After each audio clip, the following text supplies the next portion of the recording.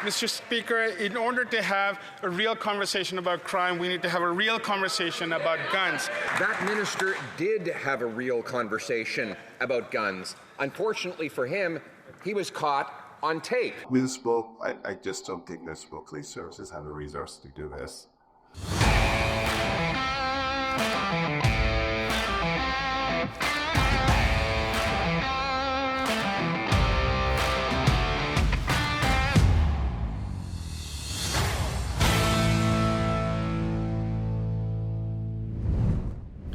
Gary Anandasangri may be on track for the shortest-serving public safety minister in Canadian history. Not only did he out himself in the spring, where he admitted he didn't know his own party decriminalized drugs, and not only did he admit he knew nothing about firearms, and not only did we catch him supporting and defending a terrorist organization back as far as 2005, now he was caught on tape admitting that the government gun buyback program is a sham that won't work, and its only intent is to win votes in Quebec. Let's take a look. The Honourable Leader of the Opposition. By freeing rampant gun criminals and wasting billions of dollars of police and border resources targeting law-abiding, licensed, trained and tested firearms owners, this government has overseen a 130% increase in violent gun crime. But over the weekend, the Minister of Public Safety accidentally told the truth, and he was recorded doing it. He said that the gun grab is not worth the money, that it will go over budget, and it would be better just to lock up the criminals, but that they're going ahead with the bad policy because it's good politics. Does the Prime Minister agree? The Honourable Minister of Public Safety. Mr. Speaker, it's a good thing there's a recording of it so that Canadians can have a look for themselves. Let me be very clear, Mr. Speaker. Canadians want responsible gun control. They wanted it in 1989 after a man killed 14 women at École Polytechnique. They wanted it after 6 people were murdered at the Quebec City mosque shooting. And they wanted it after the biggest mass shooting in our history, where a man opened fire and killed 22 people in Nova Scotia. Mr. Speaker, why are the Conservatives against keeping guns off our streets? The Honourable Leader of the Opposition. Mr. Speaker, the minister said that his gun grab won't work, that it will go over budget, and that it would be better to lock up criminals, as Conservatives have been suggesting, but that they're going ahead with the gun grab anyway because the Prime Minister wants to pursue electoral politics. Electoral politics, Mr. Speaker. When a mother is hit with a stray bullet, or a police officer is murdered by a firearm, or a bullet flies into a child's bedroom as part of an extortion case, we don't have time for politics. So why is this minister caught on tape playing politics with guns? The Honourable Minister of Public Safety. Mr. Speaker, in order to have a real conversation about crime, we need to have a real conversation about guns. Canadians want responsible gun control, Mr. Speaker. They wanted it in 1989 after a man killed 14 women at École Polytechnique. They wanted it after 6 people were murdered at the Quebec City mosque shooting, and they wanted it after the biggest mass shooting in our history, where a man opened fire and killed 22 people in Nova Scotia. Mr. Speaker, why are the Conservatives against keeping guns off our streets, and why has this Leader of the Opposition voted against every single gun control measure that he has been in Parliament for? Well, my guess is that Pierre and the Conservatives have been voting against gun control measures is because our gun control measures are good right now. Believe it or not, less than a fraction of a percent of crimes committed with guns are those with like registered firearms by legal owners. The gun crimes that are committed are illegal guns coming in from the States. And now police officers even have to worry about 3D printed guns. Well, and here's the thing, folks. When you have the OPP coming out and saying, we're not going to enforce this, when you have Toronto police coming out and saying, we're not going to enforce this, when you have other provinces coming out and saying, we're not going to enforce this, Gary, are you going to repeat these words to the police associations? Are you going to say, well, you know, obviously the police associations aren't in favor of gun control. Obviously the police associations aren't taking gun seriously. Are you really going to stand there and say that those associations aren't going to take it seriously? And the reason why they're standing up and saying this is because they know this is not the problem. Right, and that's the point right there. If you have police associations whose job it is to enforce our criminal laws saying, we're not going to be following up with this gun buyback, we're not going to be involved. Obviously, they don't think it's an issue. Right. They know that their time is much better spent chasing criminals than it is following up with law-abiding, responsible gun owners. And this debate is far different in Canada than it is in the United States. But the Liberals want to try to make it look the same. Gun control in the United States is comparatively non-existent to what it is in Canada. We have some of the toughest gun controls in Canada, and it's proven to work. How is it proven? The government's own website proves it. The statistics that are reported by the RCMP and all the provincial police and all the municipal police proves it. I am not a gun owner. I don't plan on owning a gun. But that's the irrelevant point here. And the reason why I say that is I'm not some person that's yelling, don't take away my guns. I'm a person who doesn't own a gun that is yelling, don't take away other people's guns, because it is not making any sort of sense. And you're going to be spending almost $1 billion on this when that money could go to law enforcement across the country to actually catch, who are they again? Criminals. That's where this actually comes into play. And for him to try to refer to the victims of Polytechnic and these other massacres in order to bolster his poor argument and to try and save his own political skin is frankly disgusting. It is disgusting, and it's just proof that this whole gun buyback thing is purely political. It's, again, the Liberals slapping a Band-Aid on a gaping wound. It's not going to do anything. And furthermore, I think it's disgusting that they are launching this pilot program, whatever they're calling it, in Cape Breton in Nova Scotia. That's to show you that it is purely political. Leader of the opposition. That minister did have a real conversation about guns. Unfortunately for him, he was caught on tape. Caught on tape, admitting that the gun grab is a waste of money. Caught on tape, admitting it would go over budget. Caught on tape, admitting it would be better just to lock up the gun criminals who are actually doing the crime. Why is it that Liberals only tell the truth when they don't think anyone is listening? The Honourable Minister of Public Safety. Mr. Speaker, let me reiterate, it's actually a good thing that this conversation was caught on tape. And in fact, it will counter every single claim that this leader of the opposition is making. Will it? No, it won't, Gary. No, it won't. But the look of panic in your eyes is very apparent. Oh, and you can tell he's extremely nervous. He's fidgeting with his earpiece, and the two previous answers that he gave were nearly identical with the exact same talking points that didn't even address the question. So I think he knows that he's been caught. And he doesn't know what to say. Doesn't know what to say. And this, unfortunately, reveals what many Canadians thought to be true, what many Canadians knew to be true, is that it's not that these Liberals are incompetent. They know better.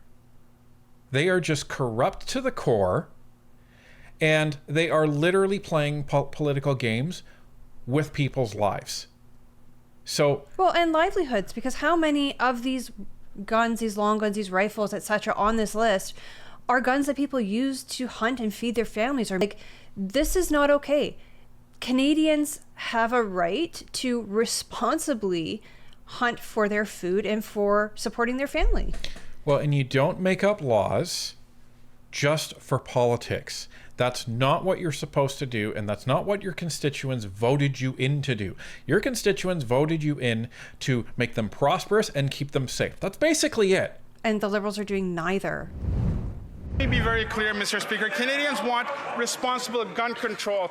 We are in a position as a government, we committed to it during the last campaign, Mr. Speaker, Canadians gave us a mandate on April the 28th to ensure that we move forward on this program, and we look forward to its implementation.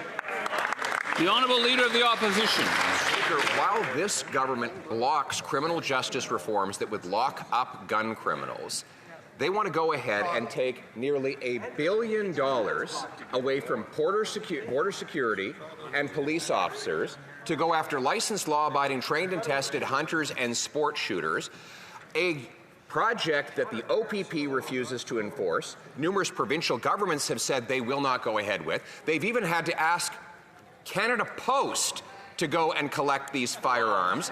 The minister himself has now admitted that it won't work. Why won't they drop the politics and save lives? The Honourable Minister of Justice. Mr. Speaker, if the member is concerned about advancing legislation that's actually going to keep Canadians safe, he would work across the aisle with us as we seek to table legislation during this legislative sitting to ensure that violent repeat offenders are kept behind bars, to make sure the most serious offenders are actually facing stiffer penalties. But, Mr. Speaker, it is hard to accept criticism when it comes to keeping our community safe from gun violence from a member who, for more than 2 decades, has voted against the very specific measures that are designed to take guns off our streets, and he has voted repeatedly on the measures that will weaken our border to prevent the inflow of guns in the first place. The Honourable Leader of the Opposition. I and we have voted against policies that have given Canada a 130% increase in gun violence. And speaking of getting things through Parliament, he says seek to introduce. This government has been in place for 10 years. They have softened penalties for repeat offenders. That minister took the summer off and still has not introduced any criminal justice reforms to stop guns. We put forward a 3 strikes you're out law that would lock up the repeat violent offenders. Instead, they're spending $700 million of police resources going after licensed law-abiding people. Why? Because, again, it's purely political. The Liberals have taken the approach of, think if you've got a leaky faucet in your bathroom and maybe it just drips every few minutes, and you're focusing on trying to fix that sink. Meanwhile, you've got a pipe burst in the upstairs kitchen and it's spewing water all over the place, just gushing it. That is equivalent to these illegal guns that are coming across our border. So why are they not strengthening our borders? Why are they going after proper, legal, law-abiding gun owners? Well, because the Liberals only do what they know how to do, which is do what's easy and try to manufacture wins out of thin air. Why do you think they needed the NDP's ideas to actually show they did anything in the last government? Never mind the fact that all of the NDP's ideas cost lots of money and required taxes to go up. Carney said that he was going to be reining in spending, but apparently all those programs are staying in place. So there you go. But this is the thing. And you notice Sean Fraser, he almost looks like he's doing the robot when he's talking. So after this, I'm just going to speed him up and see what he looks like. I'm sure it's going to look quite funny. So keep your eye out for an amusing short coming soon. Anyhow, that's all we're going to focus on question period, because we really want to focus on the leaked audio. Now, we were able to obtain a copy of this from Tracy Wilson. So Tracy, thank you so much for your advocacy and your leadership on this. We were able to take it and through some work, digitally remaster it so it's a lot clearer. And you can pretty well hear exactly what's going on. I don't know who Gary is speaking to. It sounds like a caucus member. It does, because he refers to a conservative that stood up while we were in the House. So it sounds like this person is actually a Liberal MP. Or it could just be somebody who's on Team Liberal. Maybe they're a Liberal supporter. Maybe they're a staffer. Maybe they don't actually work for the party, but they are supportive of the Liberal Party, kind of like how we don't work for the Conservatives, but we are supportive of their platform. Maybe it's somebody like that, and that's why he's using the term we. We don't know. We don't know who this individual is, but it sounds like he's on Team Liberal. So anyhow, without further ado, ladies and gentlemen, Here's the leaked audio, digitally remastered by Northern Perspective. I'm going to cut you something else. Yeah, yes. We're launching gun buyback on Tuesday. And I thought it was voluntary. It is voluntary. So let me ask you this. Yeah. So if it's a voluntary buyback, yeah. Some people call it confiscation. Yeah. So I have a couple of options. My option is to go have it deactivated at my cost. You would get compensation for that. Okay, so I'll get compensation for the application. So I basically have a firearm that would never be able to be used again. It's so basically a warrant. Okay. 2 is to turn it into the federal government. Yeah. Or whatever. For what compensation? So what's written in? So let's say one of my ARs. I don't recall the value. I think it's around $1,200. Yeah, somewhere about that. But I had receipts where I purchased it at a far greater cost, and I have other receipts for maybe I changed the bulk carrier group or a trigger and things like that. There's no compensation for that. No, not for that. We're just saying this is the blanket. Yeah. What you're getting. Or for a flat fee though, it's not a flat compensation, right? It's not like it's $400. It's every model. They make them a lot of dollar value. It's like it's very exciting. So like my SIG and 400, I think it's around $1,200. Yeah. But I paid like $2,400 for it, or $2,200 least day.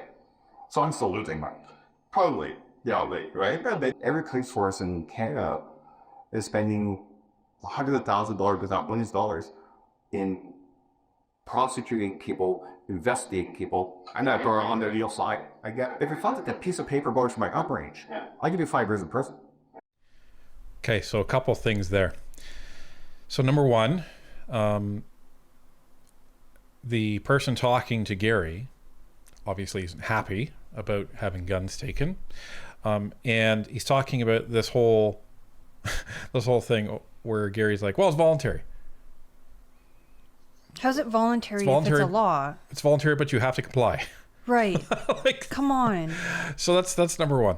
Number two is he says, okay, well, let's say I bought my gun for $1,200 and the gun buyback would compensate me for that $1,200. But let's say I, replaced the trigger and replaced other pieces on the gun and I have receipts for all that. Am I going to be compensated for that? No. Okay, so you're saying to gun owners, don't worry, we're going to compensate you for your firearms in this gun buyback program, but not really.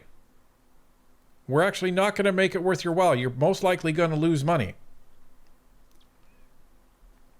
But it's not the money that's important for a lot of people.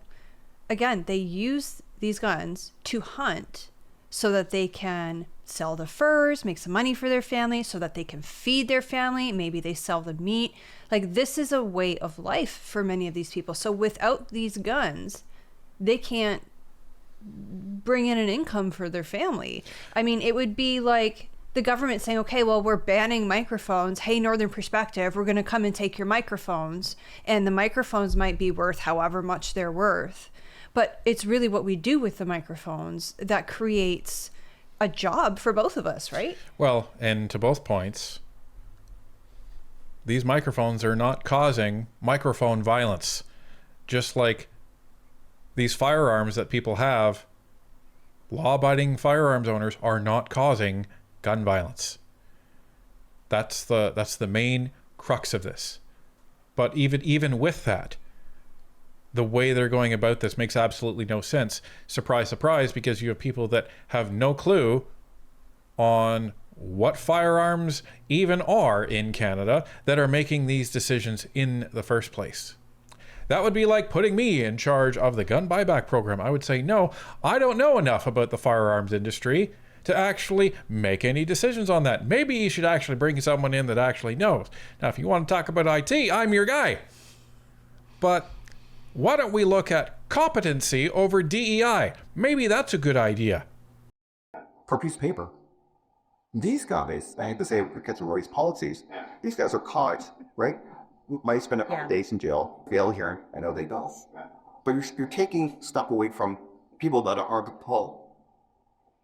Listen, it's voluntary. So that's still says. It's voluntary. So what's the third option? So I deactivate, I turn them in. What's the third option? Third option is you don't do either. And Then that's what does that mean? Yeah, then it's up to the local police. so then what does that become? Yeah. What's that? A criminal. It's voluntary. Okay, so what's the third option? But you don't do anything. You don't do anything, and then what? And then it's up to the local police. And then they come and arrest me, and then I'm what? A criminal. Mr. Public Safety Minister. Counseling people to become criminals. That's actually against the law. It's actually against the law.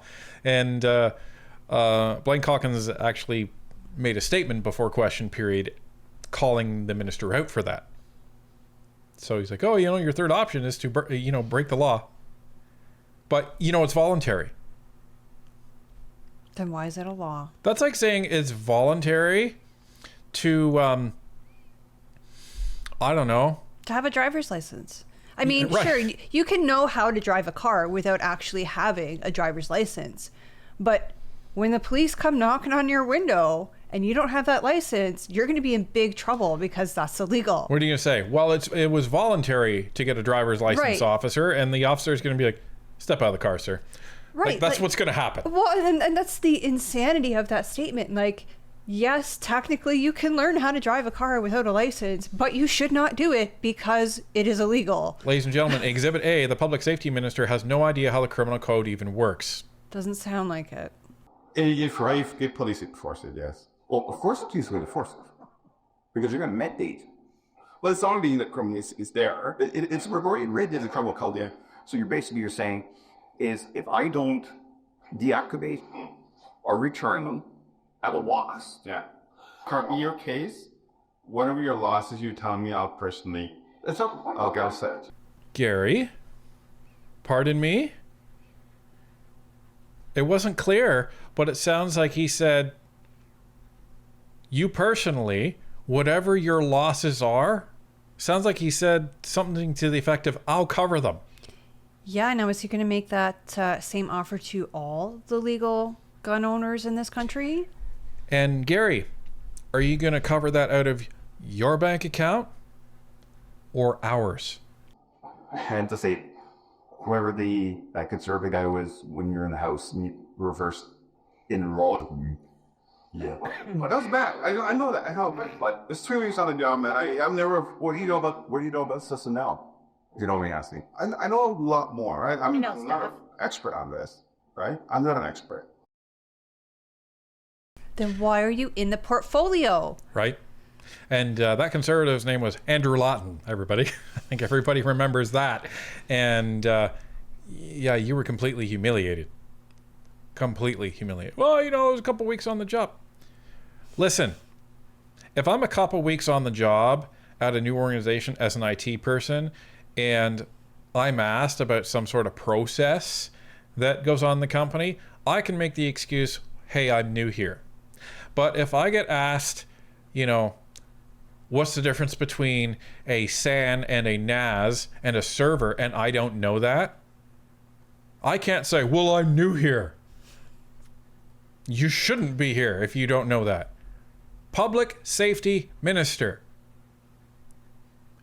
And this is under your portfolio. This should mean that you're actually skilled in what you're doing. But we don't select people based on their skill set when it comes to cabinet positions in the Liberal Party. No. Well, I couldn't even tell you how they do it. I was going to say, it sounds like they select them based on how well they will obey, because it sounds like even Anna Sangering doesn't want to be implementing this program, but is anyways because that's what Carney wants.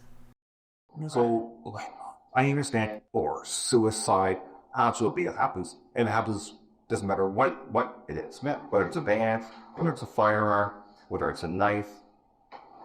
People with mental health issues will do things. Yeah.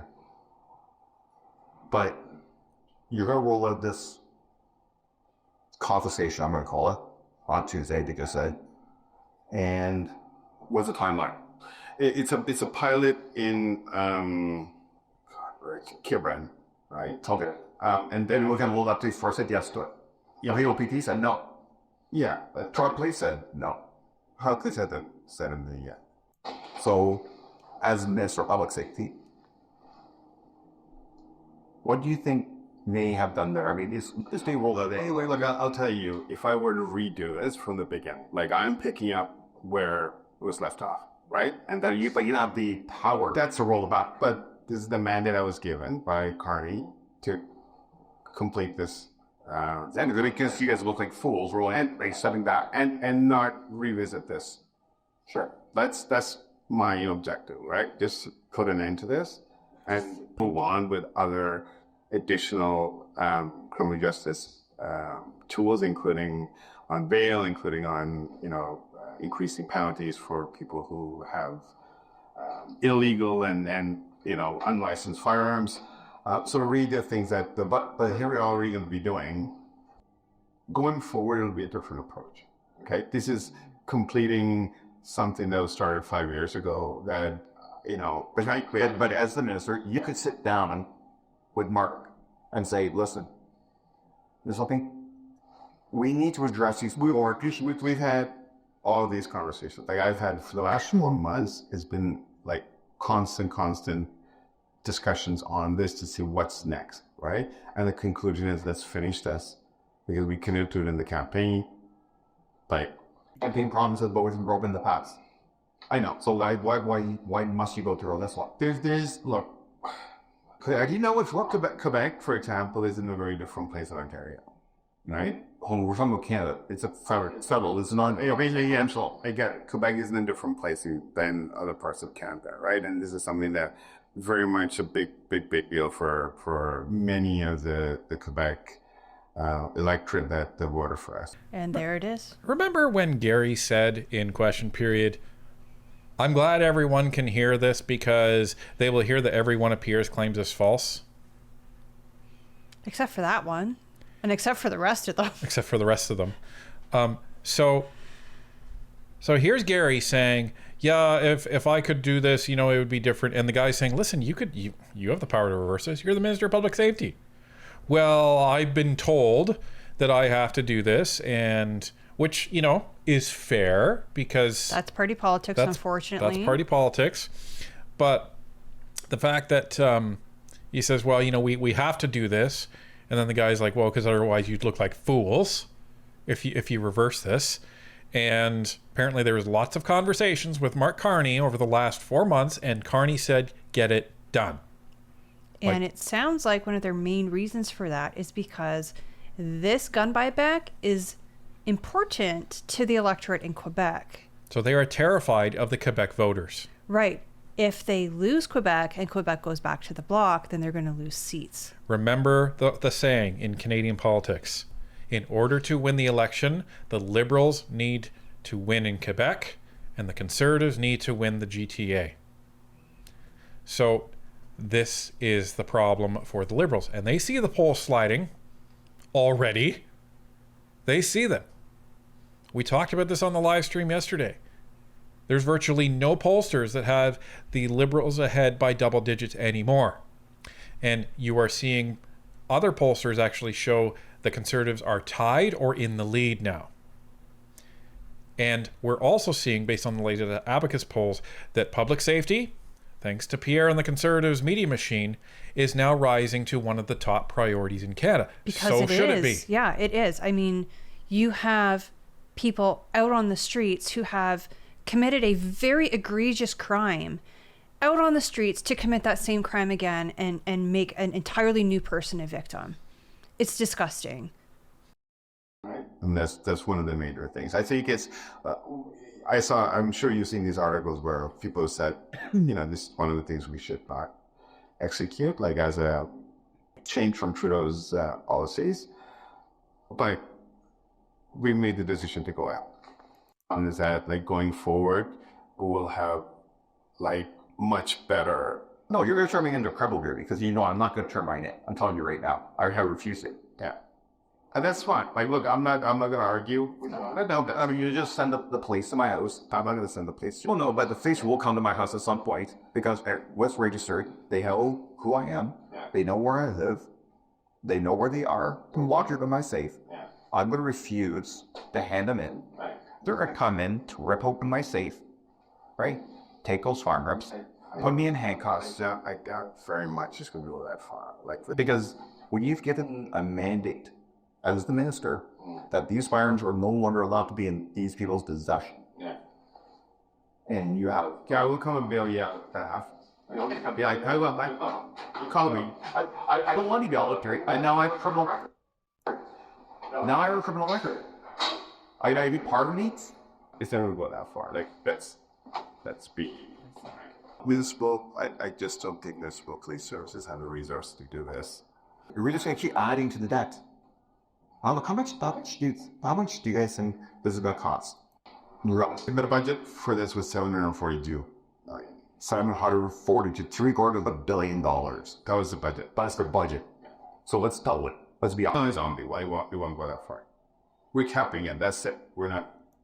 Oh, so let's say, so you take the fire fee, you said, was it in New Brunswick? Yeah. You start with them at whatever the cost that is. And you work across the country, however way you want to roll the program. I mean, Alberta, Danielle should really tell you go F yourself. At what point you say, okay, at $750 billion, did you say, okay, we ran out of money, so we'll take yours, but you guys it's up to yours. It's a capped buyback, right? It's voluntary. It's not voluntary. It's voluntary. Okay? How is it voluntary? I do not want to give it to you. Then that's your problem, right? Wait, but the contest, but if you were not fulfilling your deal, I have you. If you want money back. I don't want money back. I want what I legally can own that I've been able to use for years. I have no issues with the regulations surrounding them. Yeah. Listen, if I told you, if I were to redo this fund, from scratch, that right, I would have a very different process. What do you think you should implement? If you could start, Scarlett, what would be the first thing you would do? What I would do is, and it's going to happen. Fraser's already working on, right? So I think on firearms possession without a license, the illegal firearms that we're talking about. I mean, if anyone caught with it or caught close to it should face jail time. Okay. So to summarize that exchange, Gary says, don't even worry about not complying because police don't have the resources to enforce it anyway. And if you do get caught, I'll bail you out. Don't worry, bro. I got you. Right? And meanwhile, bro is saying, don't worry, I'll have a criminal record. Right. And he says, well, what would you focus on, if you were to start this over? And Gary essentially says, well, I'd focus on the people that don't have permits to have firearms. Right. The people who are using illegal firearms to commit crimes, then go to jail for 12 hours and are back out on bail. Those guys? So, claims that Pierre made that were allegedly false. He said that Gary said that police don't have the resources to actually enforce this anyway. Check. He said that this was a political decision because they care more about the voters in Quebec than actually enforcing the law. Check. And then 3, he said that he doesn't even think the program is working in the first place and they should go after the real criminals. Check. Well, and also, let's look at the price tag. What was it? $742 million? That's nearly $750 million. That can build a hospital.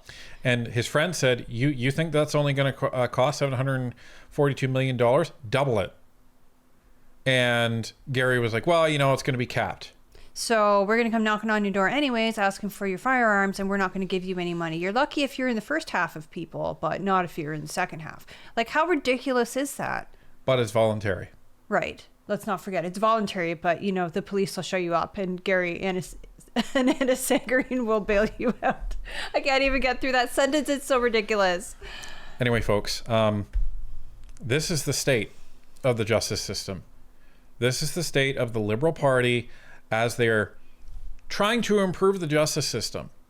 And then he has the balls to stand up in question period and say, we need to have a serious conversation about guns, and this is about gun control. Gary, you've said yourself on tape, on record, that this has nothing to do with gun control. This has to do with appeasing voters in Quebec. The rest of the country be damned whether they're a law-abiding gun owner or not. So were you lying then, or are you lying now?